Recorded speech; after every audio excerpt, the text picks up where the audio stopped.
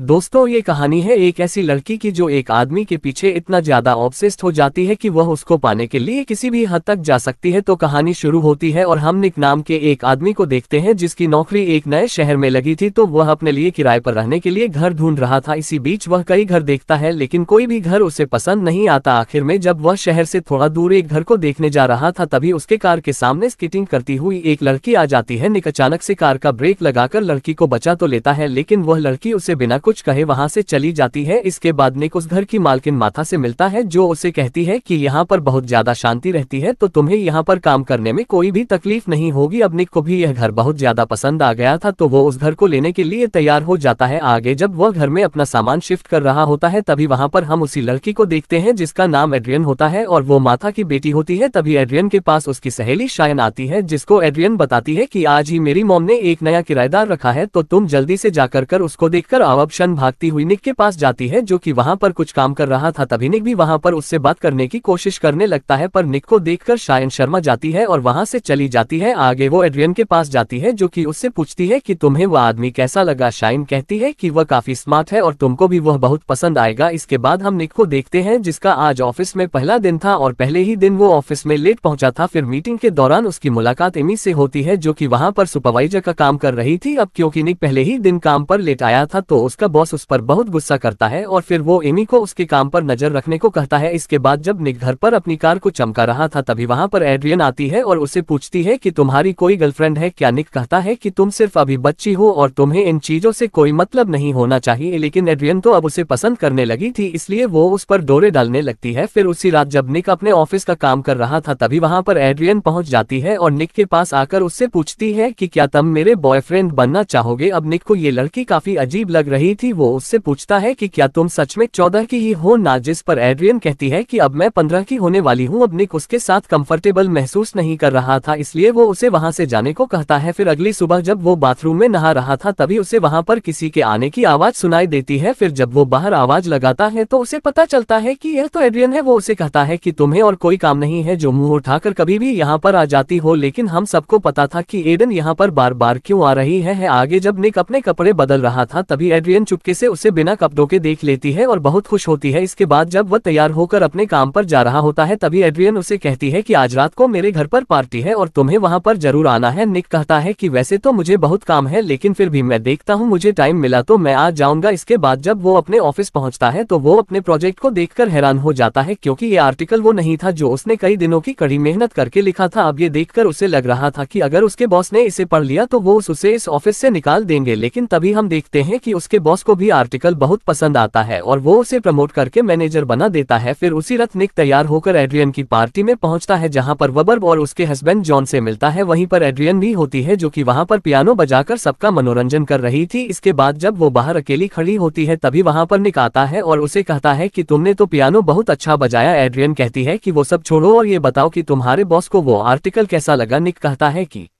क्या वो आर्टिकल तुमने लिखा था पर तुम तो अभी छोटी बच्ची हो। एड्रियन कहती है कि अभी तुम मेरे बारे में जानते ही क्या हो। लेकिन इस बात पर निक को गुस्सा आ जाता है और वह उसे डांटने लगता है। लेकिन फिर कुछ देर बाद वो उसे खुश करने के लिए अपने साथ ड्राइव पर ले जाता है। वो दोनों एक सुनसान से लाइट हाउस में जाते हैं जहां पर पहुंचते ही एड्रियन रोमांटिक हो जाती है और निक को पकड़कर किस करने लगती है। लेकिन तभी निक उसे मना कर देता है और कहता है कि यह सब गलत है। जिसके बाद वो दोनों वापस घर आ जाते हैं। फिर अगली सुबह निक जब अपना काम कर रहा था तभी वो खिड़की से बाहर झांकता है जहां पर एडन छोटे का कपड़ों में लेटी हुई थी। अब एड्रियन को ऐसे देखकर निक उसकी तरफ अट्रैक्ट होने लगता है लेकिन फिर वह अपनी भावनाओं पर कंट्रोल करता है। आगे वो अपने मैनेजर बनने की खुशी में घर पर एक पार्टी रखता है जहां पर उसकी दोस्त एमी भी आई हुई थी जो कि अब उसकी गर्लफ्रेंड बन चुकी थी। उधर एड्रियन जब उन दोनों को साथ में देखती है तो वह गुस्से में पागल हो जाती है क्योंकि वो नहीं चाहती थी कि निक उसके अलावा किसी और का बॉयफ्रेंड बने। आगे जब एमी खाना बनाने के लिए लकड़ियां लेने जंगल में जाती है तभी वहां पर एड्रियन भी आ जाती है और उसे धमकी देने लगती है कि निक सिर्फ मेरा है और अगर तुम हम दोनों के बीच में आए तो मेरे से बुरा कोई नहीं होगा। फिर पार्टी के बाद जब निक और एमी घर पर होते हैं तो एमी उससे कहती है कि तुम्हारी एड्रियन तो बहुत ही अजीब है, मुझे लगता है कि वह तुम्हारे प्यार में पागल हो चुकी है। लेकिन निक इस बात को हंसकर टाल देता है और कहता है कि ऐसा कुछ भी नहीं है, वो तो बस एक नादान बच्ची है। आगे जब निक अपना काम कर रहा था तभी उसे एड्रियन फोन करती है और कहती है कि क्या तुम मेरे साथ घूमने चलोगे। लेकिन निक उसे मना कर देता है और कहता है कि अभी मैं बिजी हूँ। फिर काम खत्म करके वह अपने एक बचपन की फोटो को ढूंढने लगता है जो कि कल तक तो उसके डेस्क पर ही थी लेकिन आज वो वहाँ से गायब है। उसे लगता है कि शायद उसकी फोटो एड्रियन ने चुराई होगी, इसलिए वह चुपके से उसके घर में घुस जाता है ताकि वो उस फोटो को वापस ला सके। फिर जब वो उसके कमरे में जाता है तो उसे उसका कमरा काफी अजीब लगता है। आगे जब वो अपना सामान देख रहा था तभी उसे बाथरूम से आवाज आती है जहाँ पर एड्रियन नहाने की तैयारी कर रही थी। तभी उसको देखकर निक उसकी कमरे छुप जाता है, लेकिन इसी दौरान एड्रियन वहाँ पर आ जाती है। अब वहाँ पर आते ही एडन को एहसास होता है कि निक भी यहाँ पर छुपा हुआ है, इसलिए वो जानबूझकर उसके सामने अपने सारे कपड़े उतार देती है। आगे जब निक वहाँ से जा रहा था तभी उसे वहाँ पर एड्रियन का बाप जॉन मिलता है जो कि शॉपिंग करके अपने घर वापस आया था। अब निक उसे वहाँ पर देखकर घबरा जाता है। जॉन उससे पूछता है कि तुम यहाँ क्या कर रहे हो, जिस पर निक कहता है कि मैं तो यहाँ पर एड्रियन को उसकी बुक वापस देने आया था। अब वो वहाँ से जाने ही लगता है पर तभी जॉन उसके हाथ में सामान दे देता है और उसे अपने साथ ऊपर बेसमेंट में आने को कहता है। इसके बाद जब वो दोनों ऊपर पहुँचते हैं तभी जॉन उसे एक बड़ा सा खिलौना दिखाता है जिसको वो एड्रियन के लिए तैयार कर रहा था। आगे जब वो दोनों बातें कर रहे थे तभी वहाँ पर एड्रियन भी आ जाती है। अब उसको देखकर जॉन उससे पूछता है कि तुमने निक को कौन सी बुक दी थी। अब ये सुनकर निक फिर से डर जाता है, लेकिन तभी एड्रियन कहती है कि मैंने इनको एक लव स्टोरी वाली नोवेल दी थी। अब ये सुनकर निक को थोड़ा सुकून मिलता है और वह वहाँ से चला जाता है। फिर थोड़ी देर बाद वो एड्रियन के पास आता है और उसे उसके बाप के सामने उसे बचाने के लिए थैंक यू बोलता है, लेकिन तभी एड्रियन उसे कहती है कि तुम्हें थैंक यू बोलने की कोई जरूरत नहीं है, मुझे पता है कि तुम भी मुझसे प्यार करते हो। लेकिन ये सुनकर निक उस पर भड़क जाता है और उसे कहता है कि देखो मैं अभी सब कुछ क्लियर कर देता हूँ, तुम मेरे लिए बहुत ही छोटी हो और हम दोनों के बीच में कभी भी कुछ नहीं हो सकता। अब ये सुनकर एड्रियन को बहुत गुस्सा तो आता है, लेकिन वो उस समय उसे कुछ नहीं कहती। आगे जब निक अपनी गर्लफ्रेंड एमी को अपनी नई कार दिखाने लाता है तो कार की हालत देखकर वो दोनों हैरान हो जाते हैं क्योंकि किसी ने उसकी कार को पूरी तरह खराब कर दिया था। अब ये देखकर निक समझ जाता है कि यह काम एड्रियन का ही है, इसलिए वो उसकी शिकायत करने उसके माँ बाप के पास पहुंच जाता है। लेकिन जब उसका बाप उससे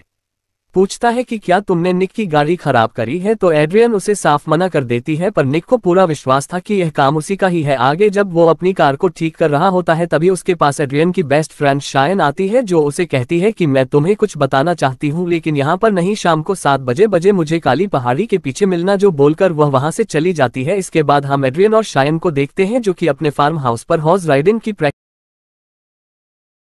शायन जिस घोड़े पर बैठी थी उसकी बेल्ट अचानक से टूट जाती है और वह सीधा आकर नीचे गिरती है जिससे उसका एक हाथ टूट जाता है। अब ये देखकर हम समझ जाते हैं कि यह काम किसी और का नहीं बल्कि एड्रियन का ही था। फिर उसी शाम जब निक काली पहाड़ी पर शायन का वेट कर रहा होता है तभी वहां पर एड्रियन आ जाती है और उससे पूछती है कि तुम यहाँ पर किसका इंतजार कर रहे हो। निक कहता है कि किसी का नहीं। एड्रियन कहती है कि तुम्हें एक बार हॉस्पिटल जाकर देखना चाहिए, जिसका तुम कर रहे हो वह वहीं पर है, जो कहकर वह वहां से चली जाती है। फिर अगली सुबह निक की ऑफिस में एक मीटिंग होती है जहां पर उसे अपनी एक प्रेजेंटेशन सबमिट करनी थी जिस पर वह पिछले 3 हफ्तों से काम कर रहा था। लेकिन जैसे ही वह अपनी पेन ड्राइव को कंप्यूटर पर लगाता है तो वो देखता है कि उसमें तो कोई भी फाइल है ही नहीं। अब ये देखकर उसका दिमाग खराब हो जाता है क्योंकि उसने जो 3 हफ्ते मेहनत करके जिस फाइल पर काम किया था वो सारा काम उसकी ड्राइव में से गायब हो चुका था। अब ये देखकर वो एमी को फोन लगाता है और उसे कहता है कि यह सब एड्रियन ने ही किया है और उसने मेरा सारा काम मेरे कंप्यूटर से डिलीट कर दिया है। तभी बातों के दौरान उसकी नजर एक बेसमेंट पर पड़ती है जो कि उसके घर के नीचे बना हुआ था। फिर जब वो उस बेसमेंट में जाकर चेक करता है तो उसे पता चलता है कि यह एड्रियन तो एक नंबर की साइको है। वो उसका साथ सारा सामान इकट्ठा कर उस पर काला जादू कर रही थी ताकि वो निक को अपना बना सके। अब ये देखकर निक का दिमाग खराब हो जाता है, जिसके बाद सबसे पहले तो वो उस बेसमेंट को बंद कर देता है और फिर दिन रात एक करके वापस अपना सारा काम पूरा करने लगता है। इसी दौरान एड्रियन भी उसे कई बार कॉल करती है लेकिन निक उसके फोन का कोई जवाब नहीं देता। इसके अलावा वो अपने घर के लॉक्स भी चेंज करवा देता है ताकि वो पीछे से उसके घर में घुस ना पाए। अब अपना सारा काम कंप्लीट करके वो एक दूसरे घर की तलाश में निकल जाता है क्योंकि अब वो यहाँ पर पूरी तरह से पागल हो चुका था। फिर वो एक बुढ़िया से मिलता है और उसके घर को पसंद भी कर लेता है जिसमें वह अगले ही हफ्ते शिफ्ट होने वाला था। इसके बाद जब वह वापस अपने घर पर आता है तो उसे वहाँ पर एमी मिलती है जो कि उसके लिए दारू लेकर आई थी। फिर ये दोनों दारू पीते हैं और चिल करने लगते हैं, लेकिन इसी दौरान वो दोनों एक दूसरे के करीब आ जाते हैं और वहीं पर इंटीमेट हो जाते हैं। वहीं दूसरी तरफ हम एड्रियन को देखते हैं जो कि निक की यादों में अब पूरी तरह से पागल हो चुकी थी। फिर अगली सुबह जब एमी वापस अपने घर पर आती है तभी वहां पर एड्रियन भी आ जाती है और बाहर से उसका घर का गेट बंद कर देती है, जिसके बाद वो एक मधुमक्खियों का छत्ता लेती है और उसे उसके घर के अंदर छोड़ देती है। तभी वो मधुमक्खियां सीधा जाकर एमी पर हमला कर देती है। एमी वहां से बाहर निकलने की बहुत कोशिश करती है पर वो निकल नहीं पाती। इसके बाद हम एड्रियन को देखते हैं जिसकी आज घोड़ों की रेस थी। उससे लग रहा था कि उसे देखने निक भी आएगा। अब ये देखकर एड्रियन गुस्सा हो जाती है और सीधा निक के पास उसके ऑफिस पहुंच जाती है। वो उसे कहती है कि जाने मन तुम मेरी रेस क्यों नहीं देखने आए, लेकिन ये सुनते ही निक उसे लेकर बाहर आता है और उसे धमकी देता है कि मेरे से दूर रहो। पर तभी हम देखते हैं कि एड्रियन अचानक पागल हो जाती है और जोर जोर से चिल्लाने लगती है, जिसको सुनकर बाहर सभी को लगता है कि शायद निक उसके साथ जबरदस्ती कर रहा है। आगे जब अपना काम करके निक अपने नए वाले घर में जाता है तो वहां पर उसकी मकान मालकिन उसे घर देने से मना कर देती है, क्योंकि एड्रियन ने पीछे से आकर उसे यह बताया था कि निक एक ड्रग डीलर है। अब ये देखकर निक का और भी ज्यादा दिमाग खराब हो जाता है, जिसके बाद जब वह वापस अपने घर पर आता है तो वो देखता है कि वहां पर पुलिस आई होती है। अब